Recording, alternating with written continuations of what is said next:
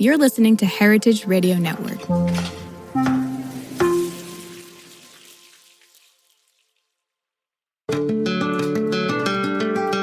This episode is brought to you by Visit Ithaca, where great minds meet the great outdoors. Check them out at visitithaca.com. Ithaca is known for outstanding dining and local cider, wine, and beer. And here's a quick word from one of these great local businesses. My name is Steve Seelan from South Hill Cider. So I started making cider about 20 years ago, and I made cider exclusively from wild apples for the first 10 years. And then around 2014, I decided to plant some actual cider apples in an orchard to start cider production just like a small winery. We have a tasting room. You can see the orchard, you can see the valley, and we pour tastings of our ciders. We have about 20 different ciders that we make. So there are beautiful hiking trails and gorges and waterfalls all over this area. And in fact, we're located right on the Finger Lakes Trail, where in 15 minutes you can walk down to a 140-foot waterfall that's on a land trust property. If you're looking for a weekend away, you can't do much better than Ithaca. Check out visitithaca.com for more information and get to where great minds meet the great outdoors.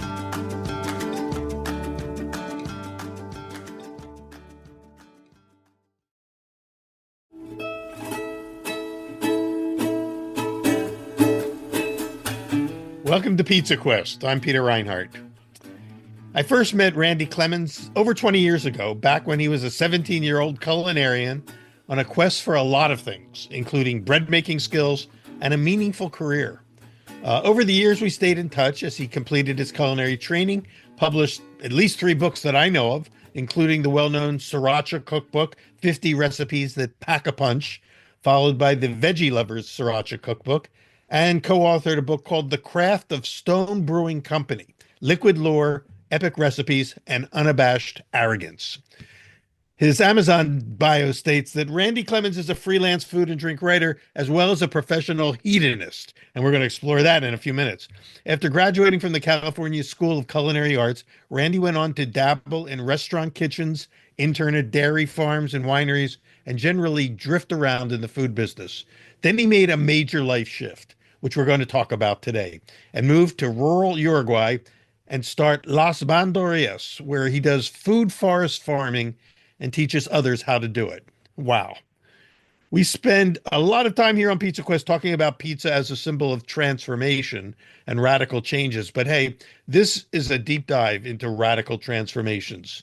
Last week, Randy wrote to me and said, when we spoke the other day, Peter, you said that the show focused on people doing rewarding and fulfilling work, even if it had nothing to do with pizza. We ran out of time then, but I want to mention that one of my driving motivations, something I jokingly but seriously say, is that when I make a pizza from scratch with wheat and tomatoes I grow, cheese I made with milk from my cows, olive oil I pressed from my own olives, wild yeast from my grapes, and a pinch of basil from my garden, then I will be able to die a happy man. Ha! Thankfully, I am already a happy man, and whenever my final day comes, I hope that won't change. But I laughed after we spoke because I believe I am actually on my own personal pizza quest. And one final note, on your Patreon page, Randy, you write, we're planting thousands of trees, mainly native plants, to create a regenerative ecosystem rich in biodiversity. Most of this area was just grass a few years ago. This is just a small portion of our food forest. So, Randy Clemens, a lot has happened in the 23 years since we first met, and talk about radical changes. Tell us about how you ended up in Uruguay. Give us a little background here on your journey. Okay, well, thank you so much for the warm introduction. And honestly, I reached out to you not too long ago to get back in touch, because I was making bread, and I don't know, I was just in a meditative moment and realized you really guided a lot of, been sort of a mentor. I mean, even before I knew you, I was such a big fan of your books and making recipes from your books pretty much every day, which wasn't extremely common in my friend group with teenagers, but everyone was real happy to try all these different breads from around the world. And I remember the first time I was able to find a company willing to deliver me a 50-pound sack of flour. The look on the driver's face when this like 16-year-old kid came out to receive it, Yeah. Yeah. I and the mean, look on my neighbor's face when this, you were just a kid back yeah, then. I mean, it's amazing. You're yeah, 40 years old now. It's hard to believe. I Hold, am, yeah. Time's funny. So basically, I reached out to you. We first met because I sent you an email one day when I was finishing up with culinary school, and we part of the culinary school was doing an externship somewhere, and I didn't really want to go to restaurants and sort of pay to work in a restaurant because it's a brilliant business plan. You're paying for this part of the school where you're not even there, but right. so I was looking for something different. I wanted to do something serious with bread, and I wrote to you asking if you knew of any places that were doing interesting things with bread. And you'd happen to recommend this place, Bobolink Dairy, near the New Jersey, New York border, that had a new Alan Scott brick oven, huge, beautiful, wonderful. I'd never worked with anything like that before in my life with a wood-fired oven. And so I ended up reaching out to them, Jonathan and Nina White, fabulous people, fabulous cheese, fabulous bread. My first time on the East Coast, my first time away from home. I was there for 3 months, and I learned so much. And yeah, came back, and then we ended up meeting at the Summer Loaf Festival in Portland. Again, That's right.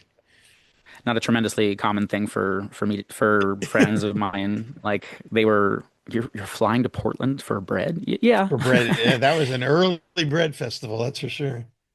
Well, and my aunt, I have family in Eugene, my cousin Kim, and my aunt and uncle Terry and Steve live in Medford. And so they took the opportunity to come up to Portland to see me also because I was living in Los Angeles where I was born. And so my aunt ended up taking us to Pearl Bakery for a meeting of the Bread Bakers Guild of America. I don't know if I was the youngest member of the group at the time, but still had a great time there. And I think we went by Powell's Books in Portland, wonderful bookstore. And so fast forward years later, when I'd had this idea for a Sriracha Cookbook, I was looking around online and just trying to find resources, which publishers I might want to work with, which editors specifically. And I don't know, I wasn't finding exactly what I wanted. And I said, I'm going to reach out to Peter Reinhardt. I love his book so much. They did such a great job. He must have had a great editor. And you put me in touch. Well, no, you didn't put me in touch yet. You said, well, send me your book proposal. And I sort of had a little bit of a book proposal put together. And when I thought I was done with it, I sent it to you, and you were so kind. You wrote back and said, no, hold on. You need this and this and this. Move this here, blah, blah, blah. And then you forwarded it along to the fantastic Melissa Moore, and the rest was history. And yeah, I got to publish. I had the wonderful privilege of working with her and 10 Speed Press for those 3 books, and what a wonderful journey. And so I was thinking of all of these things when I was making bread, and I just had reached out to you to thank you again, because it had been many years since we spoke. We saw each other again at a class in Sur la Table in Los Angeles in I think 2010, and I wanted to be the bread baker's apprentice there. I was helping out making some challah dough, I remember, and I think I at just that wanted time to appreciate you for all of that. You met Brad English, who's one of the co-founders of Pizza Quest. He was there the day that we did that class because you were helping me as my assistant at Sur la Table. Yeah, and so that goes back to in fact 2010. In fact, I think you guys were putting together like a sizzle reel for this show. Could that be correct? Those were the early days of Pizza Quest. Yeah. And so I had just reached out to you to say thanks and see how you were doing. And I've continued in touch with Melissa Moore as well. And I know she keeps in touch with you. And so I just wanted to reach out and say, hey, and you invited me on the podcast, and I caught you up on kind of what I'm doing here in rural Uruguay, which, is definitely a big change. But I think it's all stemmed from the same place of wanting to do things from scratch. I mean, ever since I made my first sort of the thing that I remember making by myself when my mom went back to work and I was home alone the first summer, like the Lockheed kid. And I made a peach pie. A neighbor of mine called me, and she had some peach trees at her house, and way too much for her, and she was a bit older and had trouble harvesting it all anyway. So I came and helped her pick a bunch, and she sent me home with like 6 pounds at least of peaches. I said, "What am I going to do with all these peaches?" And I just went and grabbed my mom's, I think, McCall's cookbook, and found a peach pie lattice top, no less. And Those classic cookbooks, from the 1950s and 60s with oh recipes yeah, that's no, she had some good still ones. some of She the had some best. Yeah. really good ones. And so I made this lattice top peach pie, the first thing I ever made by myself. And I don't know, I helped her in the kitchen from time to time, but it wasn't necessarily like a huge interest of mine. But I left with two questions afterwards. What is shortening and what is flour? I had no idea. I mean, I was 12 years old maybe, and I looked on the ingredient list and, hydrogenated oil, or maybe it just says shortening, but on the flour package, it just says flour. And I asked my mom, and she didn't know either, Thankfully, the internet was just coming around. And I looked and I was like, oh, this is wheat. Mhm. Okay, duh. But of course, flour can be made from any number of grains.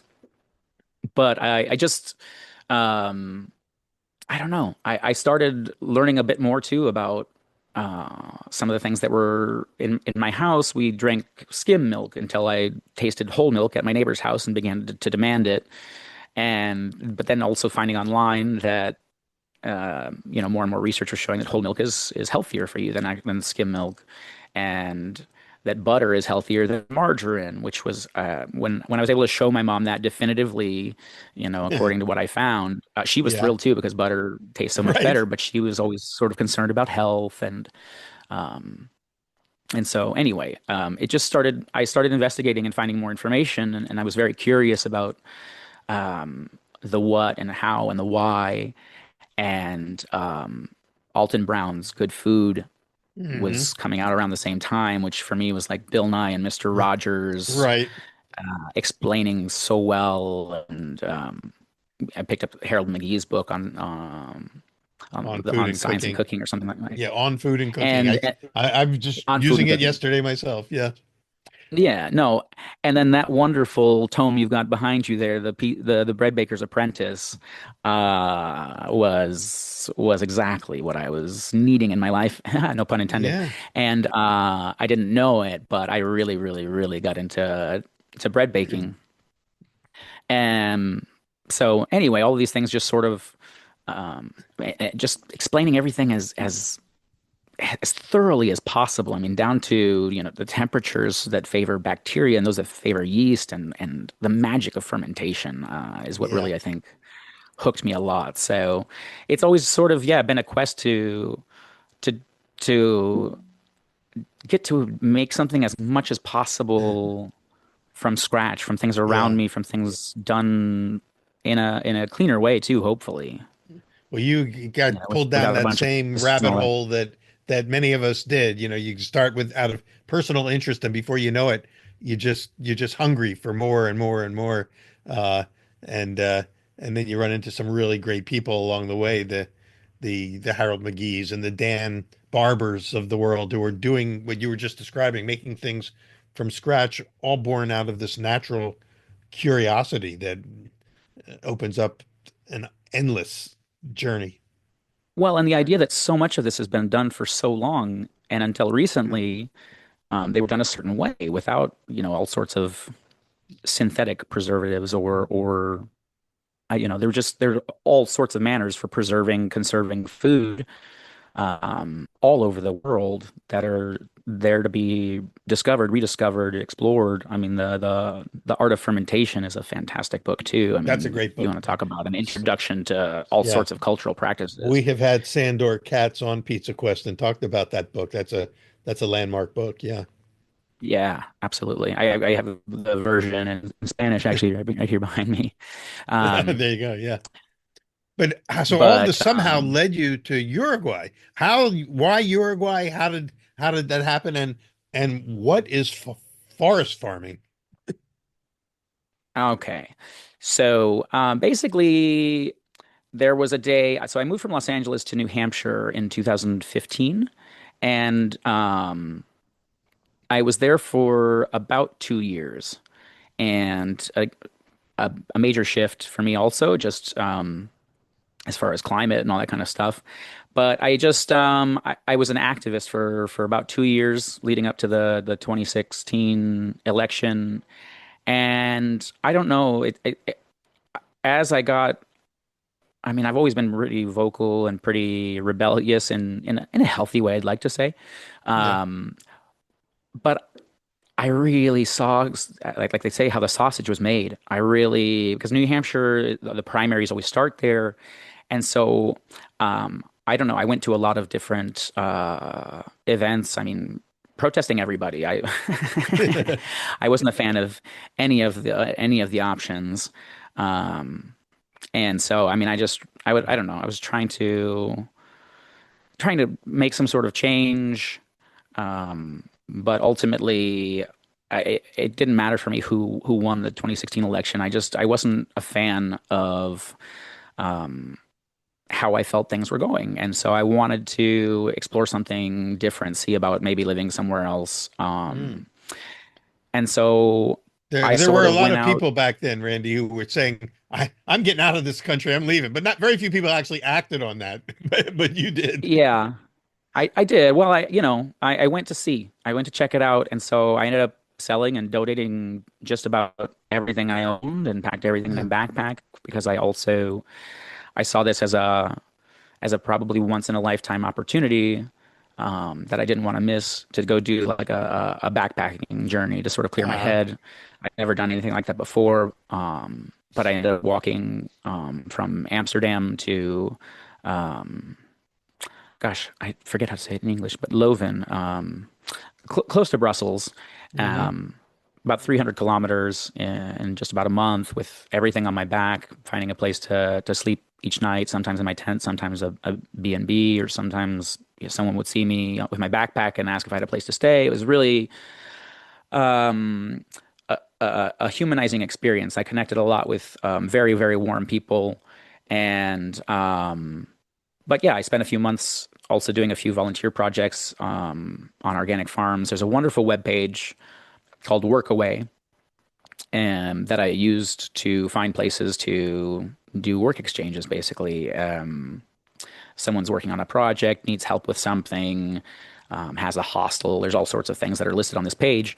But basically, it gives travelers an option to find a place to contribute 5 or 6 hours of work a day, like 5 days a week, and they have a place to stay and they have food. There's no money exchanged. It's a really cool website, and I use that to find a few places to learn things, including what I found here in Uruguay. There was a project working on a dome house, like around a dome house made out of. It's called this method's called super adobe, and it was actually developed by an Iranian architect, but he's deceased now. But there's a place called Cal Earth in Hesperia, California, just outside of Los Angeles, that I never got to go to, but it's got a bunch of these dome houses on display. They're very, very eco-friendly because they can be made usually with the soil, the dirt, the clay, whatever you've got existing on your property. The recipe can be adapted if you understand just a little bit about the science, which is not super hard to explain. Really, I'd done nothing with construction before whatsoever, and so I came to learn how to do this. I mean, Uruguay was on my list to check out. I was thinking about coming here. It interested me for a small number of reasons, but I came very open to also checking out other countries in South America. But I ended up liking it here. But basically, I came to check out how to make these dome houses, and really, it's not extremely mysterious. I'd say it's a lot more forgiving than the sort of what's now conventional architecture and everything with 90-degree angles, and everything has to be checked with the plumb and the level every level. And so this is a lot more forgiving. You're basically filling sandbags, or like the kind of bags that they sell like rice and things like that. It can be barley. I mean, sorry, yeah, barley. It can be um, is that the word I'm looking for? Jute, barley? No, not barley. Burlap. There we go. Oh, Sorry, I'm burlap. Yeah, forgetting my burlap English, believe bags it or you're talking not. I about. Yeah, speak, yeah, yeah. I get it. So, speaking so in much fact, Spanish, I do have to search for English words. Go ahead. I think I saw in one of your videos that you posted people looking at feeding straw into some kind of a form to create what looked like, are these the adobe bricks essentially that you were teaching people how to make? Well, so right now we're actually working on we're using a different style of natural building that's sort of similar to cob. I actually Ah, there's one style that is called wattle and daub, where you're basically putting these like 1 inch wooden bars sort of kind of crisscross to make like a little bit of a frame where the wall is going to be on the outside on the outside of the pillars. You can also use bamboo or something like that, and if you don't want to use wood. And then you make a mix of mud. We're taking mud out of the pond that's here and mixing it up with a little bit of straw that we get from a neighbor, very inexpensively. In fact, he just told us that all the mm, stuff from last year is like rotting. Please come get more. Like, don't even, he doesn't even want to charge us. Just come get it because it's just going to rot there, which is great news. We're going to go take advantage of this offer. But yeah, just mixing that up and filling and compacting a little bit, all of it inside of this sort of open frame. And once it dries, it's solid. It is solid, solid, solid. And then we put like a natural mud plaster over it, and then a lime plaster over that. Um, but yeah, it's a bit of a different method, but we're doing that now. We started opening our doors here once a month last September, basically sort of like an open house where if people want to come see what a food forest is, to learn something about natural architecture, they can come and help out. Or if they really just want to come and observe, they can do that too. We make a lunch, we exchange seeds, and we generally have a great time. you, Actually, we've you know, always had a great time. There's when I watch the videos and I read about what you're doing, it kind of feels like me like a throwback to an earlier era, back when I was younger than you are now, when there was this sort of back to the earth movement and people were going back to the land and creating communities, intentional communities, and trying to do everything from scratch in a more natural, holistic, or what we mean now called maybe regenerative, sustainable manner. And that sounds like what you're bringing that back in a way, or you're reliving for us in current times, something that sometimes comes and goes, but it seems like you're drawing people to you. You've created a community there down there where you live in the forest. Is this an actual like rainforest that you live in, or what kind of forest is it? No, so it's a temperate subtropical, so we do get frosts, unfortunately, which Oh, does make things take a bit longer. But no, this was mostly grass when I got here. So this property um, found me, I like to say, when I was working on these other domes. Um, one My now neighbor Pablo had come to help out a few days and invited me to his house for a barbecue, an asado, and mentioned to me that this property next to his was for sale. And it just really, in a very woo-woo way, it felt like, I'd found, like, again, I didn't find it, it found me. And yeah, the so, pieces just start falling into um, place here. Uh, yeah, and no, I'd really already liked the place. I got to know some really, really great people, and you know, I really did feel that way. I continue to feel that way. Um, but I am a child of hippies. Um, my parents were born in the 50s and grew up in the 60s, and you're fulfilling their so destiny. yeah, yeah, yeah. This is, But I mean, it it's was really mostly cool, I grass. think. Well, thank you, thank you. I mean, plus the videos that you made are really good, really well done. I know you kind of filmed you using all these skills that you've developed over the years, including some media talent. You put together some really nice, videos that people can track down. We'll give information on how to track these down. That whether you're listening or watching this particular conversation today. But in the video that I most recently looked at, I mean, there were dozens of people there gathered with you, all kind of, I mean, I felt like I was back in Woodstock or something, and people were trying, and we're building little domes to get out of the rain of Woodstock before the big storm, or when the storm came down. Anyway, That's that's what it yeah. reminded me of. Yeah.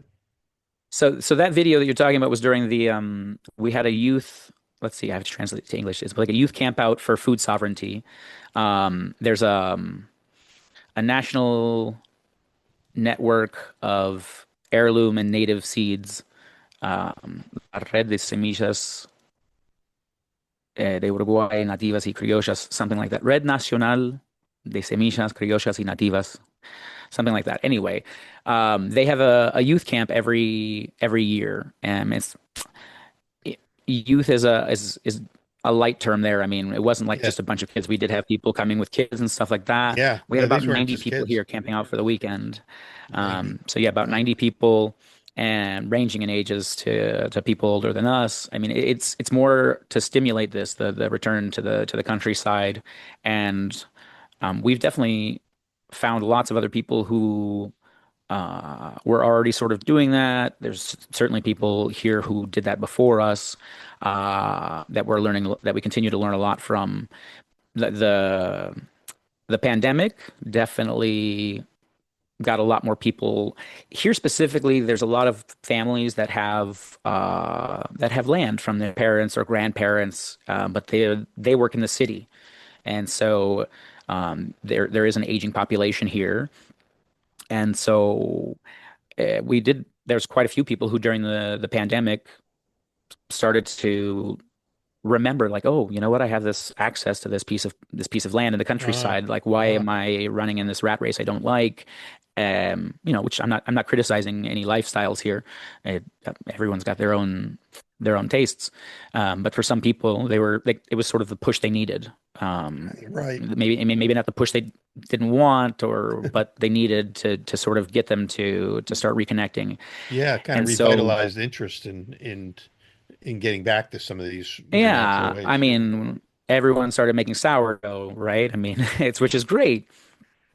So we had this big camping event, which was fantastic, which was really when we started working on this community center that we're working on now with the bioconstruction. So this space will ultimately be to be able to have more events in the future, more workshops, and to have a little bit more protection from the elements. I mean, it was really great. The group, Yeah. everyone took responsibility and like went and grabbed all the stuff to put together some shelter really quick. I mean, we have some shelter here, but like for 90 people, we were hoping to have a roof up, but we didn't have the roof up quite yet for But in the at this video, community it's like center. it did look like a race against time because the sounds of the thunder and the storm that was coming, where it did remind me of that Woodstock movie where all of a sudden, the skies opened up and people were swimming in mud.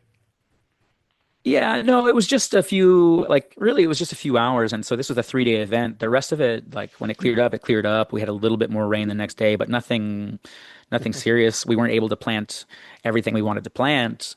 Um, but we still were able to get a whole bunch of it's more than even the work with any of these volunteer days. I mean, I super appreciate that people do come here to help, and really, there's this culture of that anyway. Here they call it a minga, which is like this volunteer work day. It's an old tradition because there's things in the countryside in the campo that you can't do just by yourself. I mean, when it comes time to slaughter an animal, a large animal, like it's a couple days work Mm, to cut everything up, grind things up, make hmm. sausage, make blood sausage, make head cheese, make Yeah. uh, and it's a lot of work. And so that's one popular example. But an Amish barn raising, I mean, where people are coming together. Yeah. It makes me think a lot of the movie Field of Dreams. The sort of, if you build it, they will come. Yes. Yes. Because I've been overwhelmed. I don't want to say overwhelmed, but it's been incredibly rewarding and uh, almost unbelievable that people are coming to just out of the goodness of their hearts. Some of them are coming from Montevideo, a little over 2 hours away, because they want to learn, because they want to contribute, and other people are coming because someone told them they had a great time and it's a wonderful space they should check out, and um, and ultimately being part on the other side too of Mingas, because there's that same like seed group that I was telling you about. we have a local chapter here called Milpa. Milpa refers to the three sisters, the planting of corn, beans, and squash together, Oh, because they're very great companion plants. They don't compete for nutrients. They actually help each other. It's a great example of symbiosis, interesting. and that's something that people knew about. I mean, thousands of years ago, before we necessarily understood what was happening with nutrient cycles and nitrogen and phosphorus and all that. They knew that these three plants together helped each other. Yeah. And so there's this local chapter called Milpa that about once a month someone kind of says, "Hey, I need help doing something," and those of us that can go and help out. And it is really rewarding beyond, again, just whether it's people coming here or us going to other places. Yeah. There's that wonderful feeling at the end of the day, like, wow, look how much we did. And it didn't feel like work. We really were, joking, listening to music and catching up because we don't always see each other. And it doesn't feel like work. But even more than what you get accomplished, it's more comes out of it. There's someone's grandma did something this way, or, Mm, mm. oh, you got to meet this guy, or, I tried it this way, but I found out it was better this way. And something else always comes out of it, and it's extremely rewarding. And I feel so lucky each time I get to participate, both as a host or a volunteer somewhere else. Yeah. Well, before we run out of time, I want to ask you to unpack a few terms and concepts that I read about on your site. Because we talked earlier about this sort of back to the earth movement 50 years ago, that, was back then was just sort of almost felt like this sort of hippie thing that existed in a moment in time, but it never went away. And now we have much more science behind it. We have more understanding of what it all is. And in your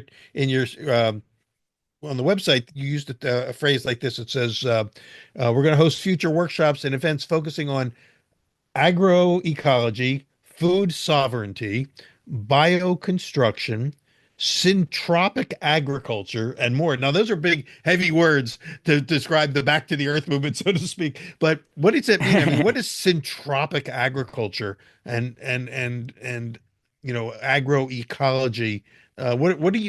What does this all mean?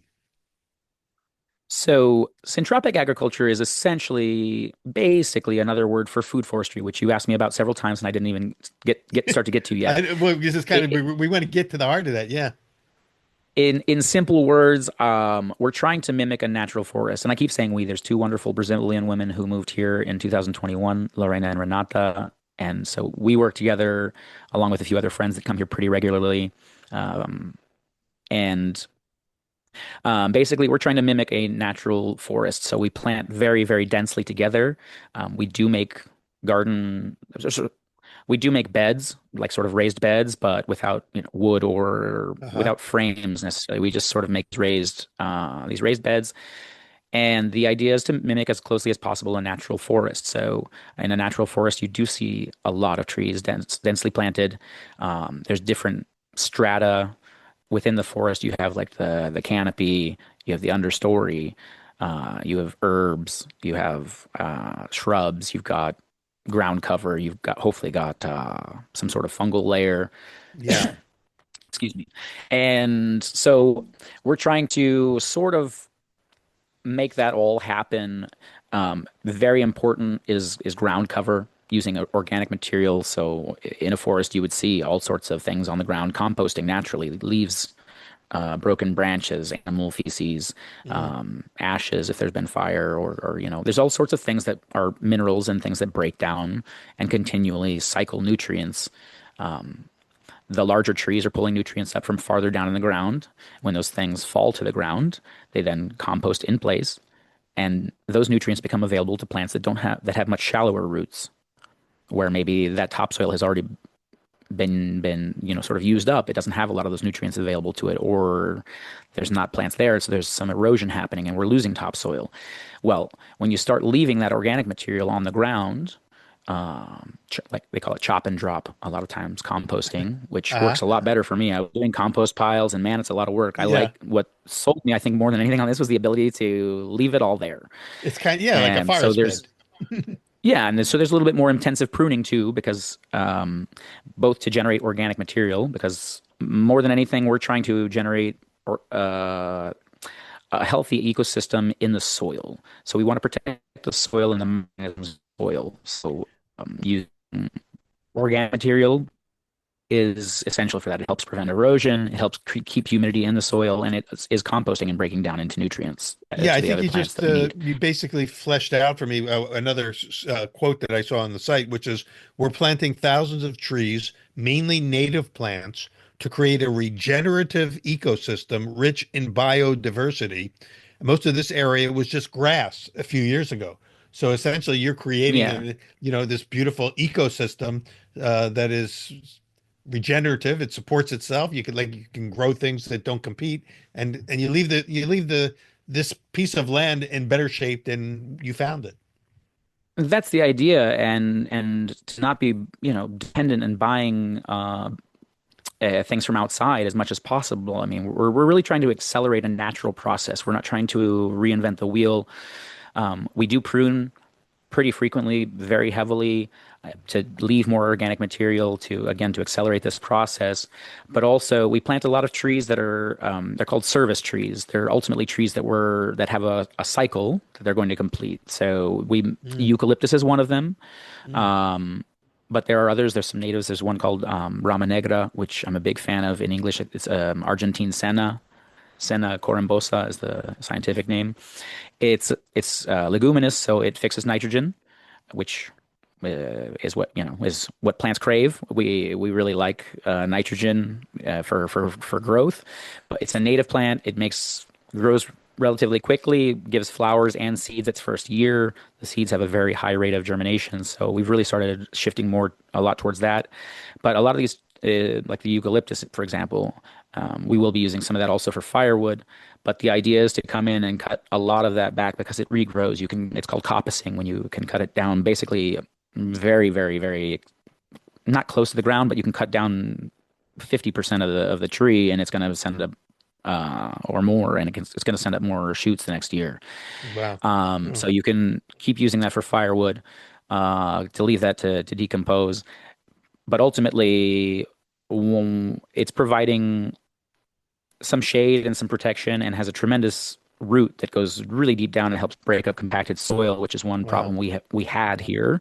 Mhm. Um, and so basically, it's helping the other tree develop both with the organic material it provides, but also with its tremendous root.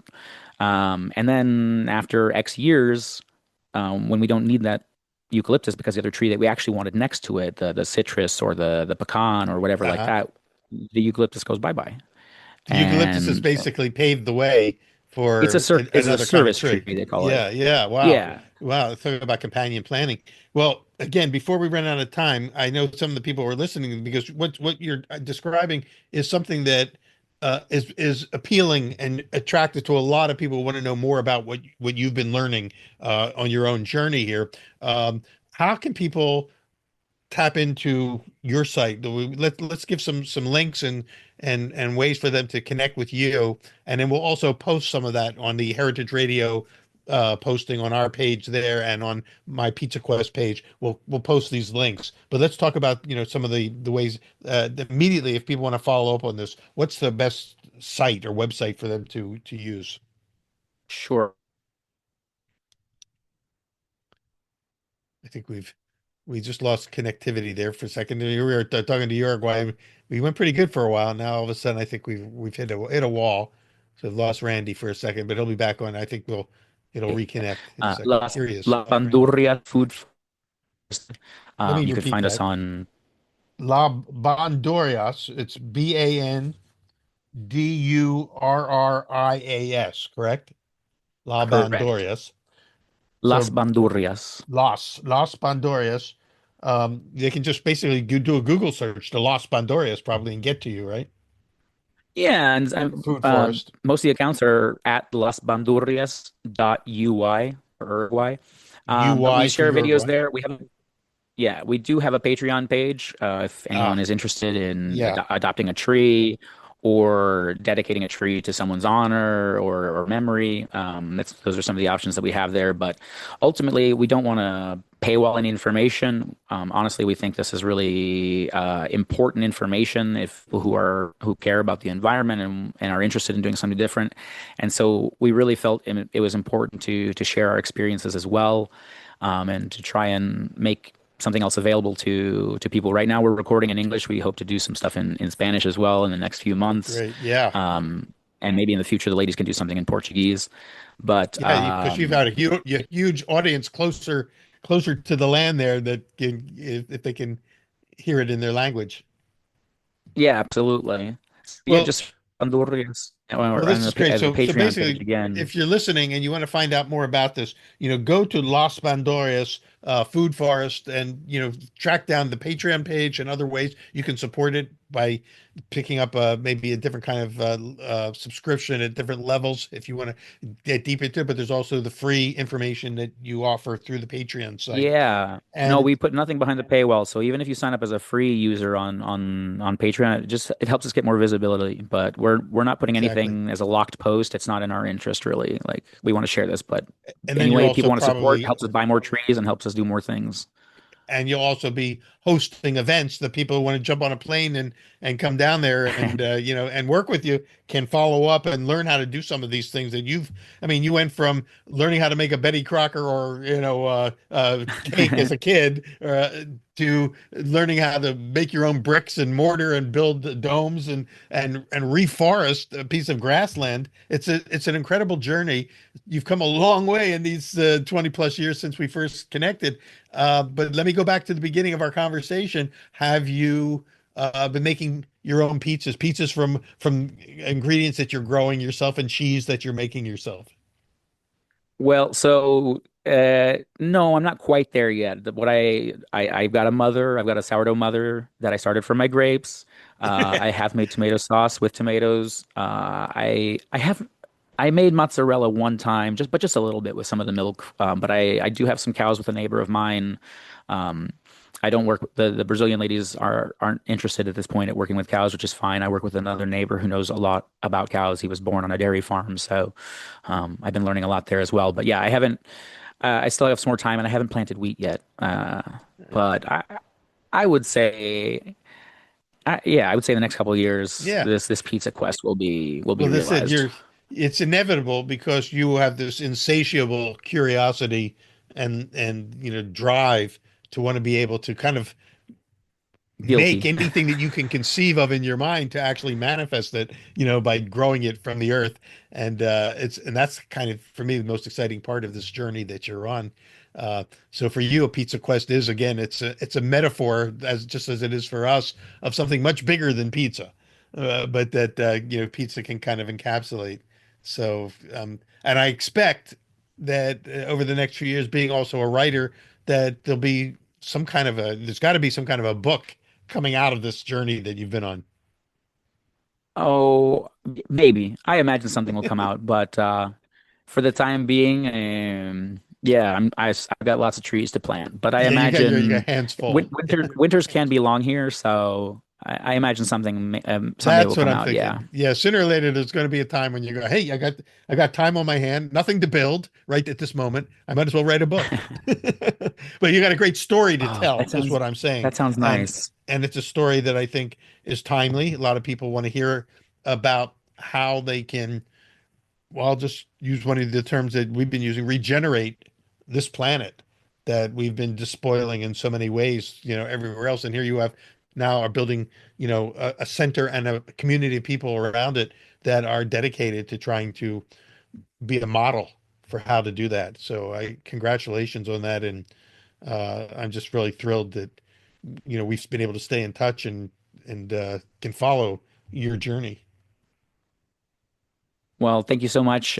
Anything I can do really I feel very good about what we're doing. I feel like I'm doing something positive, and I enjoy learning very, very much. So I've thrown myself quite a few learning curves here, but I'm enjoying it and really learning a lot about how to observe and how to sort of learn from trial and error. Um, things that we inherently have as kids that we sort of lose sometimes as adults, or um, lose touch with a little bit too. I mean, Uh-huh.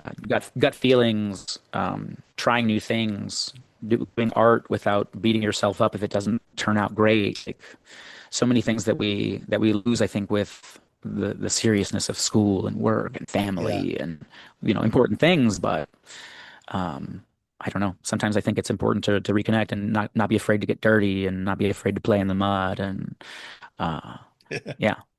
Well, you've covered a lot of ground in the 20, we'll say 23 years since we first met. You have tread a lot of, territory. Yeah, you come a long way from the Sriracha Cookbook. Are there any peppers down there that you can write a book about? Because or anything comparable to the peppers that we associate with sort of Latino cooking? That's one thing I was surprised about. There's not a big culture of spicy food here. I sort of stereotypically thought, yeah, Latin America spicy, but I mean, I have Yeah. a wonderful neighbor that for her, black pepper spicy, and like I have to be careful if I'm cooking for her. Even though I did make something just with a little bit of spice, and I remember her telling me, she goes, "Oh, this is spicy, but I like it." And yes. No, but Well, I did just I found a bottle of Hoi Fong Food Sriracha for the first time in Brazil, just over the border in a town called Chuy, and it was tremendously expensive, but I bought it for nostalgia because it had been years, and right, I right. shared it with some friends here, and they really enjoyed it. Uh, but no, really, there's some artisan hot sauces being made in Montevideo that I tried that are good, and some friends who make some that have shared. But other than that, you got to go to Yeah. Brazil to find spicy food, and I'm about 3 hours from the Brazilian border, Well, so. Well, I can sense that, as your journey continues to unfold, you're not going back, you're going forward and will continue to uncover new territory, new terrain, and things that weren't even on the horizon when we first started on this journey together, 23 years ago. So we're going to stay in touch. I'm going to hang around on this planet as long as I can to continue to track what you're doing down there. And then you continue to build what you're building and leave a legacy behind that other people can follow. So, Randy, we'll get you back on here on Pizza Quest down the road for updates from time to time. But in the meantime, I encourage those of you who are listening or watching to track down the site, follow the links that we'll put up, or just Google Las Bandurrias and Randy Clemens. Thank you so much for joining us. Thanks for sharing your story with us and your journey. And I look forward to continually touching in from time to time and hopefully see you again in person one of these days when you're either back stateside or if I can get on a plane and get down there to Uruguay. Oh, come on down. Come on down. It'd be fun. There's good pizzas down here. Yeah, right. Well, I'll look forward to it. And I look forward to continuing our conversation. And I look forward to seeing all of you back here on Pizza Quest at our next episode. Thanks so much for joining us. And thank you, Randy. Thank you. Pizza Quest with Peter Reinhardt is powered by Simplecast. Thanks for listening to Heritage Radio Network, food radio supported by you. Keep in touch at heritageradionetwork.org/subscribe.